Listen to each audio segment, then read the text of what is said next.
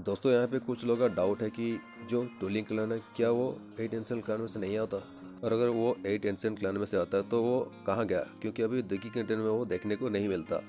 जियो कबीला भले ही अभी 8 एंशिएंट क्लान में से खत्म हो गया हो, लेकिन फिर भी उसका नाम निशान अभी बचा हुआ है। लेकिन जो टूलिंग क्लान है वो अभी थोड़ा सा भी उसका बचा कुछ हिस्सा नहीं है। वीडियो को अंत तक देखो, पूरी तरह सब कुछ बताता हूँ टूलिंग क्लान के बारे में, अभी जितना डाटा मेरे पास अवेलेबल है। ये बात बहुत ही ज़्यादा एंशिएंट टाइम का है, जब सारे एंशिएंट क्लान रहा करते थे और एक खतरनाक क्लान भी रहा करता था, और ये क्लान इस 8 एंशिएंट क्लान में से सबसे ज़्यादा पावरफुल था। जी हाँ, यही क्लान था टूलिंग क्लान, या फिर इसका और एक नाम भी था जो था डिवोरिंग सोल क्लैन, यानी डिवोरिंग सोल कबीला। लगता है आप सभी लोगों को इसके नाम से पता चल गया होगा कि इस कबीले का जो कल्टीवेशन मेथड रहेगा कैसा रहेगा। ये जो डिवोरिंग स्पिरिट क्लान के लोग जो कल्टीवेशन मेथड यूज करते थे, ये बहुत ही ज़्यादा विशेष टेक्निक था।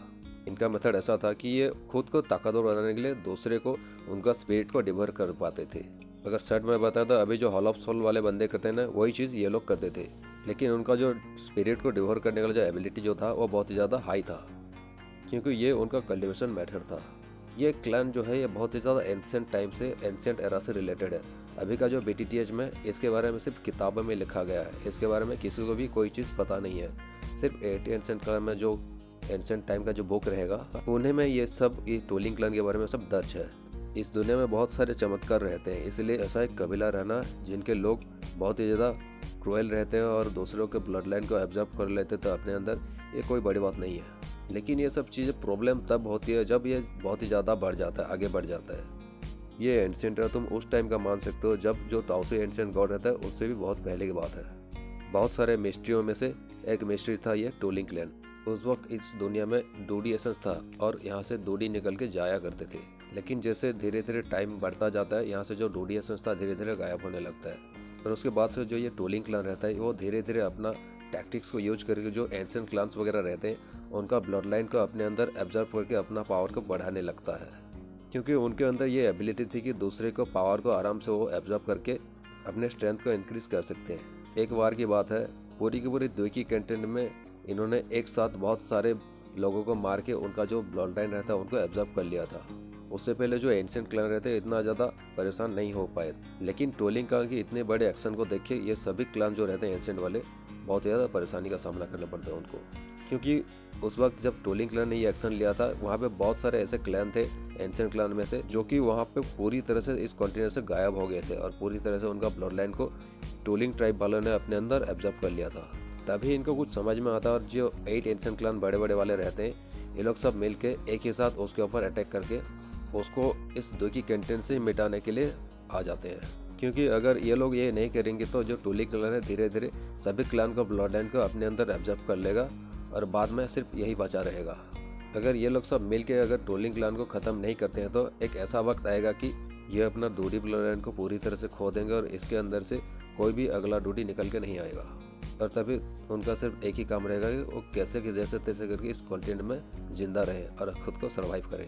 जैसे कि जो जियो क्लैन है अभी एक 8 एंशिएंट क्लैन में से निकल के एक छोटा सा क्लैन बन के वुडन सिटी में सिर्फ सर्वाइव कर रहा है, ना कि उसके पास कोई ब्लड लाइन है डूडी वाला, और ना ही कोई डाउहिंग लेवल का कोई पावर हाउस है जो कभी मुश्किलों के वक्त इनको प्रोटेक्ट कर सके। हाँ, ये बात अलग है कि जियान ने अभी सारा रेस्पॉन्सिबिलिटी खुद ले लिया है। तो फाइनली सबका कंबाइंड एफर्ट को मिला के जो 8 एंशिएंट क्लैन रहते हैं वो सब मिलके टूलिंग क्लैन को हरा देते हैं, और उसके बाद टूलिंग कबीला का एक बचा कुचा मेंबर भी जिंदा नहीं रहता। और रहा बात टूलिंग क्लैन के लीडर के बारे में, तो उनको जो हुन क्लैन का जो सेकंड नंबर का निहिलिटी डिवोरिंग फ्लेम था उसको डिवोर कर लेता है, और उसके बाद से जो टूलिंग क्लैन का एबिलिटी रहता है वो सेकंड नंबर का डिवोरिंग फ्लेम के पास आ जाता है, जिसकी वजह से बाद में अरक युद्ध होता है और उसमें जो जियो कबीला रहता है हुन क्लैन को अटैक किया था, और उसी अटैक में जो गु युआन रहते हैं जूनियर के पिताजी, वो डिवोरिंग फ्लेम को बहुत बुरी तरह से घायल करते हैं, जिसके बाद से वो सेकंड नंबर का जो फ्लेम रहता है वो हजारों सालों तक डीप स्लीप में चला जाता है, और उसका जो पावर लेवल था बहुत ही ज़्यादा बढ़ जाता है करंट टाइम में,